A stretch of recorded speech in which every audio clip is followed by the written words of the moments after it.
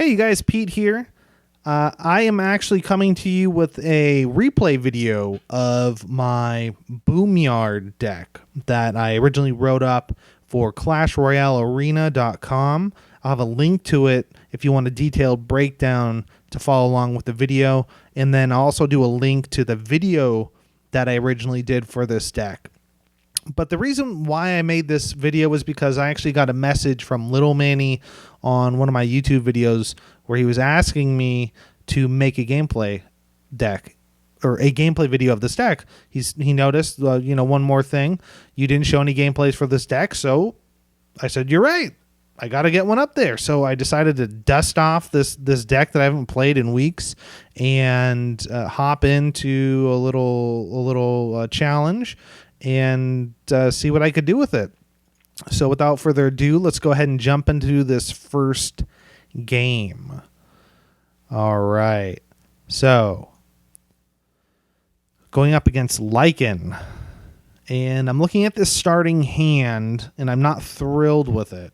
I really like to have Tombstone because it's really my primary defense against Hog Rider or anything else. So I'm looking to cycle. I see he drops a slow-moving Ice Wizard on the left, and I have combo in hand, so I'm deciding, screw it. Let's see what happens. I'm not seeing anything yet. That wasn't the best placement of Dark Prince, but he missed times with this Giant, and I'm already in there. And right now I'm feeling really good, and you can just see all the damage that I'm building up. I dropped my Tombstone on the left, and I already got a tower within the first minute, so I'm feeling good.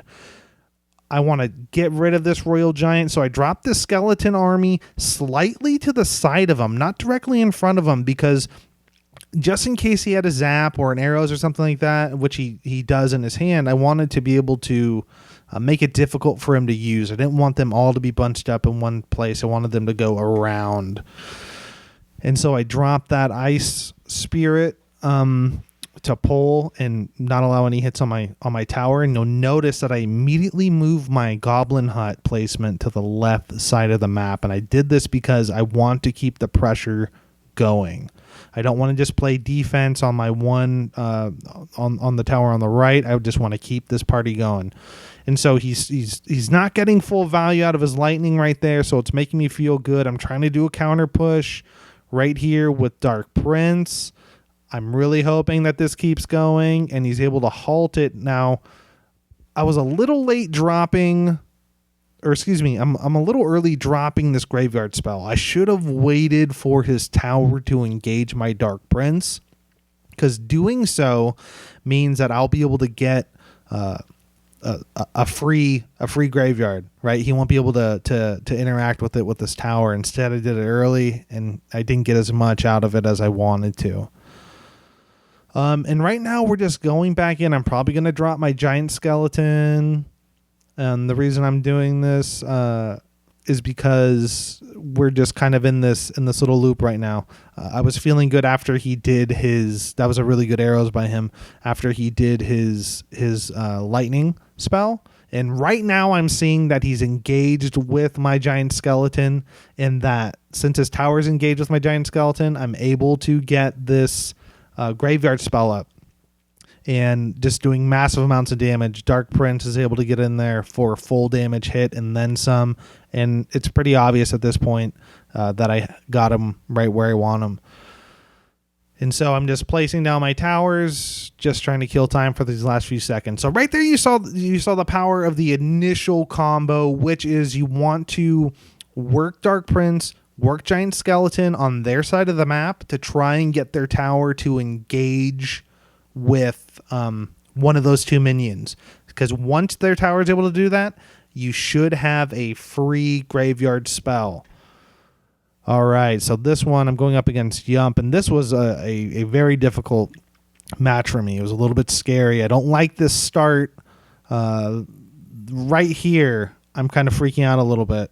I go ahead and I drop my Tombstone down just to get rid of any type of potential follow-up. He didn't follow up with anything else. And so I'm sitting here trying to figure out what I'm going to do. I decide to try and be cute and force the action to the left side of the map, and then he drops his giant and his mega minion, and there's a slight little freak out on my end. I drop my giant skeleton because I'm trying to clear that side of the board. I'm trying to get this bomb down there. I drop my skeleton army on the right hand side because I'm trying to get that little extra amount of damage and protect my tower from those little fire spirits from smashing into it. And I absolutely screw up the placement and the timing on that tombstone. I had it in hand, I had the elixir, but I waited and I took so many unnecessary hits from Mini P.E.K.K.A. And right now I'm freaking out. I'm thinking, oh my god, does he have a fireball? Does he have a rocket? I don't know if I've seen all of his cards yet. And I'm just really trying to make the most of all of my plays. I know that I have little to no room for error, and I need to make sure that every little placement counts. So I'm being more aggressive because obviously I have to bring the fight to his side of the bridge, really. And one thing you'll start to notice is I'm committing to the right side of the map. And of course I have to do that because, right, I don't want to give up any more hits, but also because in the back of my mind, I'm thinking I'm working towards combo. I have, right now my defense is set up. I'm feeling really good. I have 2 goblin huts down. I'm able to keep them at bay. At this point in time, I know that I have a good shot at combo. So I drop combo on the left-hand side. He doesn't react to it, and I know that I have big potential right here. I don't know what he put down right there, but it was something.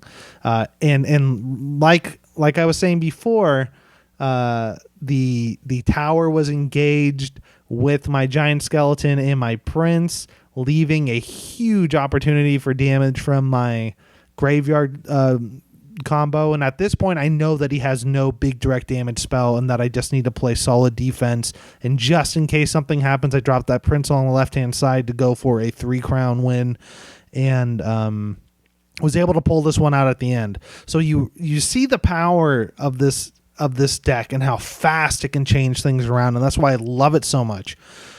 So you have those 2 different ways to try and work that combo in. One is you can go directly work the same side and have your giant skeleton and dark prince combo, have them push to the tower, wait for them to draw aggro, and then drop the graveyard. Or you can do what I did in the second game, which is make your opponent think that you're committing completely to one side of the map, and then once you see that they also are committed to that side, you drop combo on the other side and just wreak havoc everywhere. I know that as soon as he dropped that giant down, he was probably thinking, oh no, I screwed up. So that was a big part of that victory for me. So there you have it, you guys. I hope that these 2 game replays helped you guys out, and make sure to hit me up on here in the comments below. Shoot me a tweet, please, or an email, and I'll try and get back to you guys. I really hope that this helps you as you work your way up the ladder, or even in any tournaments. I think it's a great deck, and it's a lot of fun to play. I know that I like playing it. Dusting it back off and playing it again makes me want to experiment with it a little bit more. So I wish you guys the best of luck, and I really appreciate you coming by.